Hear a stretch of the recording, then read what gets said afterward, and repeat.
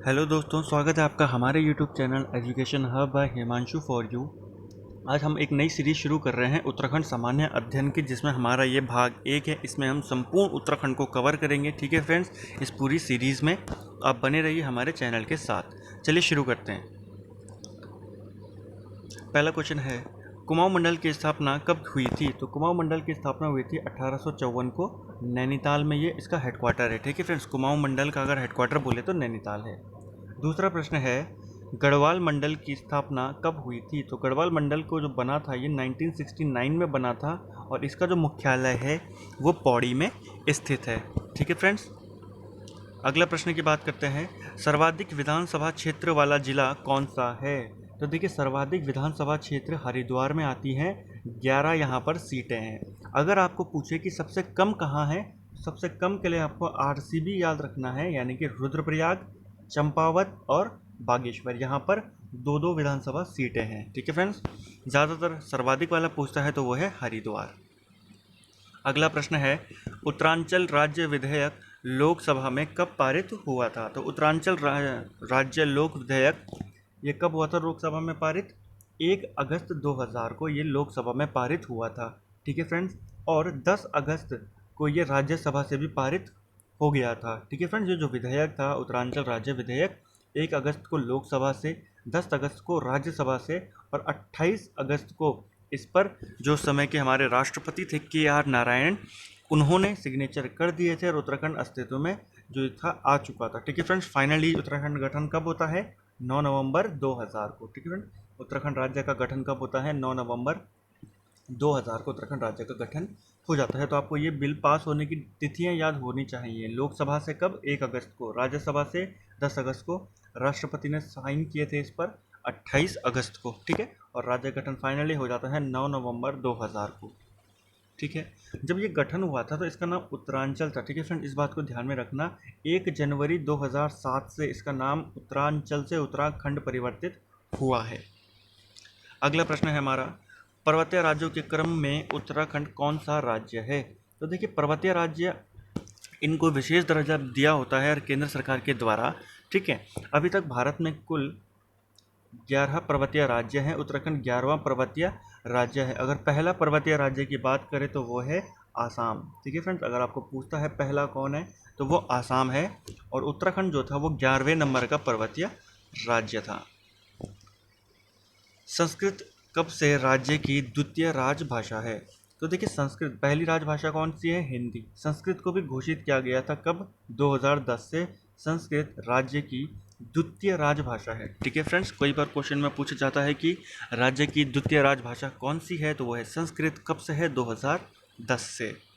अगला प्रश्न है हमारा, उत्तराखंड का राजकीय पशु कौन है? तो उत्तराखंड का राजकीय पशु है कस्तूरी मृग। ठीक है फ्रेंड्स, देखिए कस्तूरी मृग एक छोटा सा, इसको हिमालयन का मस्क डियर भी कहते हैं। ठीक है फ्रेंड, हिमालय का मस्क डियर इसको कहते हैं। इससे कस्तूरी प्राप्त होती है। ठीक है फ्रेंड्स, कस्तूरी किससे प्राप्त होती है? केवल नर जो कस्तूरी मृग होते हैं उनसे हमें कस्तूरी प्राप्त होती है, और एक बार में केवल 30 से 45 ग्राम ही प्राप्त होती है। ठीक है फ्रेंड्स, केवल नर से। और कितने साल के अंतराल में होती है? हर 3-3 साल में ये कस्तूरी हमको देते हैं।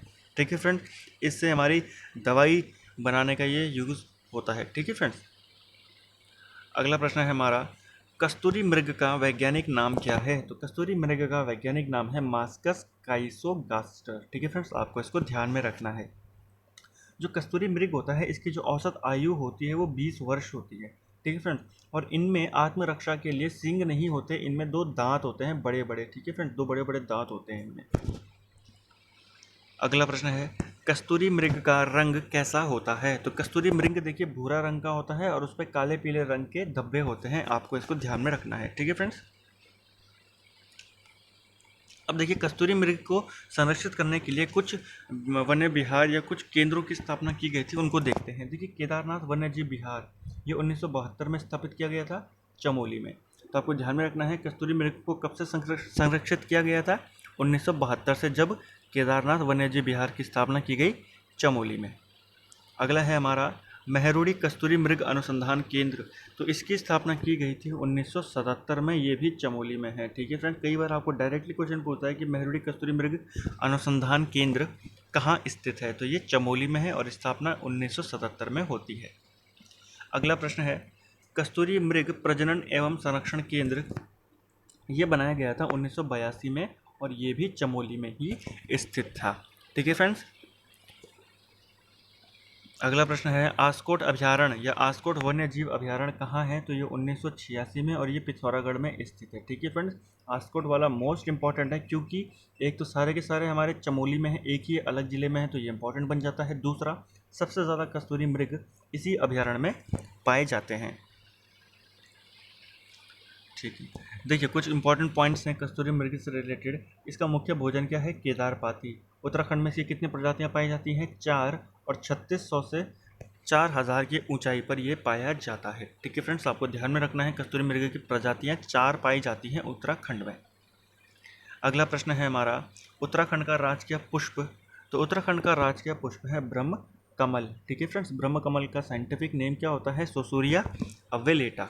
ठीक है, अगर इसके कुल की बात करें तो एस्टेरेसी कुल का ये आता है। ठीक है फ्रेंड्स, ब्रह्म कमल। प्रजातियों की बात करें तो उत्तराखंड में इसकी केवल 24 प्रजातियां पाई जाती हैं ब्रह्म कमल की, और पूरी दुनिया में इसकी 210 प्रजातियां पाई जाती हैं। कई बार क्वेश्चन पूछता है कि ब्रह्म कमल के उत्तराखंड में कितनी प्रजातियां पाई जाती हैं? 24, और पूरे विश्व में 210। रंग की बात करें तो ब्रह्म कमल का जो रंग होता है वो होता है बैंगनी कलर का। स्थानीय नाम इसको कौल पदम के नाम से जाना जाता है। ठीक है, स्थानीय भाषा में इसको कौल पदम के नाम से जाना जाता है।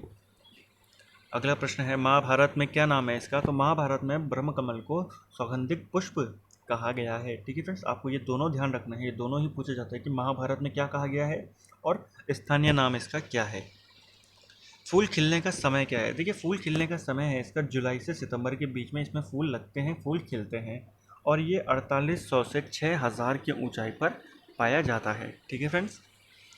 अगला प्रश्न है हमारा, उत्तराखंड का राज्य पक्षी क्या है? तो उत्तराखंड का राज्य पक्षी है मोनाल, जिसका साइंटिफिक नेम क्या है? लोफोफोरस इम्बीजेनस। आपको ध्यान में रखना है इनके साइंटिफिक नेम्स को भी, कई बार एग्जाम में साइंटिफिक नेम भी पूछे जाते हैं। ठीक है फ्रेंड्स, राज्य पक्षी है मोनाल। देखिए, मोनाल एक मादा पक्षी है और इसी का एक नर पक्षी होता है जिसको डफिया कहते हैं। ठीक है फ्रेंड्स, तो डफिया और मोनाल एक ही तरीके के होते हैं, बस फ़र्क इतना है कि जो मोनाल है वो मादा है और जो डफिया है वो नर है। इसकी भी 4 प्रजातियां पाई जाती हैं, जैसे जो हमारा कस्तूरी मृग था उसकी भी 4 प्रजातियां थी, तो मोनाल की भी 4 प्रजातियां उत्तराखंड में पाई जाती हैं। ठीक है फ्रेंड्स। इसकी पूंछ का रंग, देखिए इसकी पूंछ का रंग कैसा होता है? इसका पूंछ का रंग होता है आपका हरे रंग का ये होता है। ठीक है फ्रेंड्स, इसको हिमालय का मयूर भी कहते हैं। ठीक है, चलिए, प्रिय भोजन, ये कई बार एग्जाम में पूछा जाता है कि ये जो मोनाल है इसका प्रिय भोजन क्या है, या फिर मोनाल किसकी फसल को सबसे ज़्यादा नुकसान पहुंचाती है? तो वो आलू की फसल है। ठीक है फ्रेंड्स। अगला प्रश्न है, उत्तराखंड का राज्य वृक्ष क्या है? तो उत्तराखंड का राज्य वृक्ष है बुरांस, जिसका साइंटिफिक नेम है रोडोडेंड्रॉन अर्बोरियम। ठीक है फ्रेंड, अर्बोरियम पेड़ों से रिलेटेड होता है। ठीक है, शब्द एक जहाँ पे भी अर्बोरियम आ गया यानी कि पेड़ों से रिलेटेड बात हो रही है। तो उत्तराखंड का राज्य वृक्ष है बुरांस। कब संरक्षित किया गया था? तो देखिए, इसको वन अधिनियम 1974 के तहत संरक्षित किया गया है। मोस्ट इंपॉर्टेंट क्वेश्चन कई बार एग्जाम में पूछता है कि बुरांस को कब संरक्षित घोषित किया गया था? 1974 में। 1500 से 4000 की ऊंचाई पर यह पाया जाता है। ठीक है फ्रेंड्स, और 11000 फीट के ऊपर तो सफ़ेद बुरांस पाए जाते हैं। ठीक है फ्रेंड्स। अगला प्रश्न है कि हृदय रोग के लिए लाभकारी होता है। ठीक है, जो बुरांस की पत्तियां होती है ना, इनसे जो रस बनाया जाता है वो हृदय रोग के लिए काफ़ी ज़्यादा इंपॉर्टेंट या काफ़ी ज़्यादा फायदेमंद होता है। ठीक है फ्रेंड, इसकी जो जूस बनाया जाता है इससे, बुरांस का जूस। कश्मीर में इसको आड़वाल कहते हैं। ठीक है फ्रेंड, बुरांस को कश्मीर में क्या कहते हैं? क्वेश्चन बनता है तो आड़वाल कहते हैं। अगला प्रश्न है, फूल खिलने का समय क्या है या फूल लगने का समय? तो फरवरी से अप्रैल के मध्य में इसमें बुरांस में फूल लगते हैं। ठीक है फ्रेंड्स। चलिए, अगला क्वेश्चन देखते हैं, उत्तराखंड शासन द्वारा प्रतीक चिन्हों का निर्धारण कब किस वर्ष किया गया था? तो जो भी ये प्रतीक चिन्ह बनाए गए थे कि राज्य पशु कौन सा होगा, राज्य पक्षी कौन होगा, ये सारे कब निर्धारित किए गए थे? 2001 में। ठीक है फ्रेंड्स। अगला प्रश्न है, राज्य खेल। तो आप सभी को पता है उत्तराखंड राज्य खेल मोस्ट इंपॉर्टेंट क्वेश्चन है, पेपर में बनता है, फुटबॉल है, और 2011 में इसको घोषित किया गया था। घोषित होने की तिथि भी पूछता है, वर्ष पूछता है, तो कब किया गया था? 2011 में। अगला प्रश्न है राज्य तितली। तो उत्तराखंड की जो राज्य तितली है वो है कॉमन पिकॉक और इसको 2016 में घोषित किया गया था।